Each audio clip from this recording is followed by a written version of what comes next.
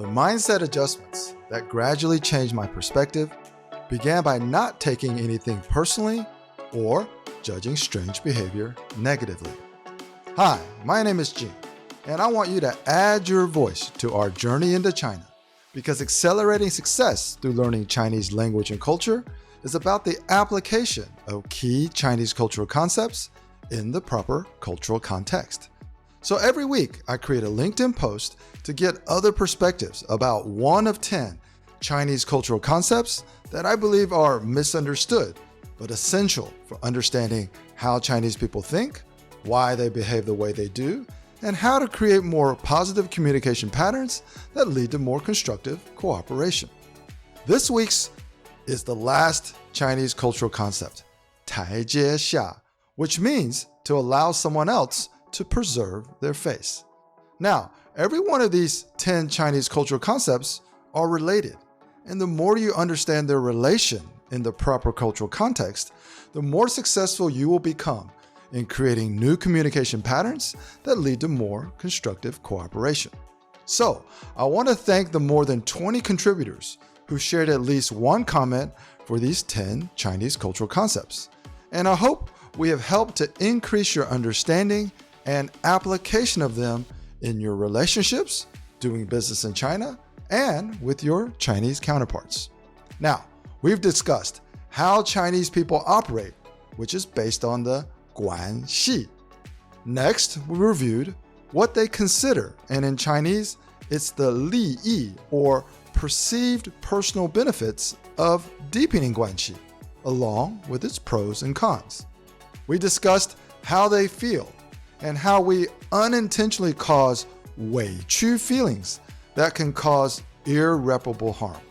We analyzed Chinese attitudes, or 心态, Chinese thinking, or 想法, and how iron rice bowl mentalities, or 铁饭碗, still influences Chinese behavior in subtle but consequential ways.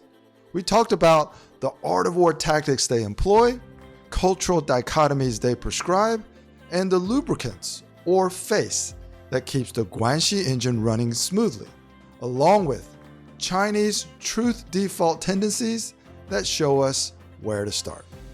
We introduced how to manage the different shades of gray and yin-yang in the Chinese cultural context.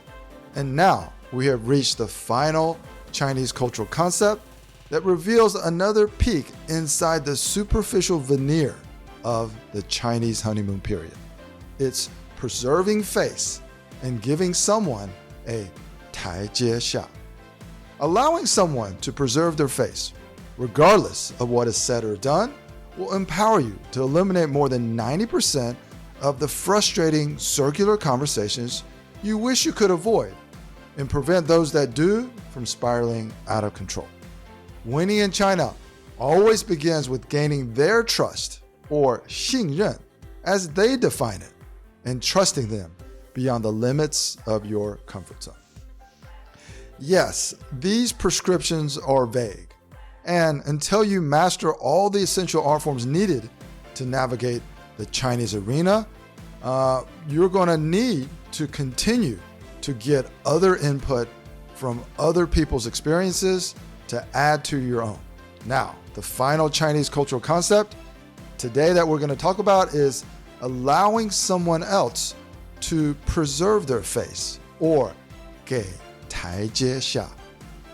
What's important is to condition yourself to always give your Chinese counterparts an off-ramp from their mistakes or adverse opinions and allow them to preserve face, as this is the only way a bad conversation can pivot to a more positive one, beyond all the lip service and face-giving courtesies. Remember, goodwill is the currency upon which the Chinese Guanxi engine runs, and face is the lubricant that keeps things running smoothly. Giving face is easier with an attitude adjustment, or it may be perceived as disingenuous. Face is an important facet of Chinese business culture and invaluable as a means to reciprocate goodwill. The ramifications of losing face or causing a loss of face are probably obvious. But the most important skill for playing the China game inside the Chinese arena may be allowing others to preserve their face. Learning how to give others a 台阶下 to preserve their face will pay enormous dividends over time. So, all the links with all our contributors are in the description below.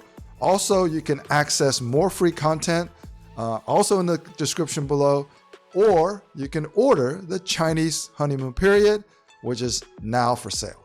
So I want to thank everybody for listening, for participating, for contributing, and I look forward to chatting with you again very, very soon.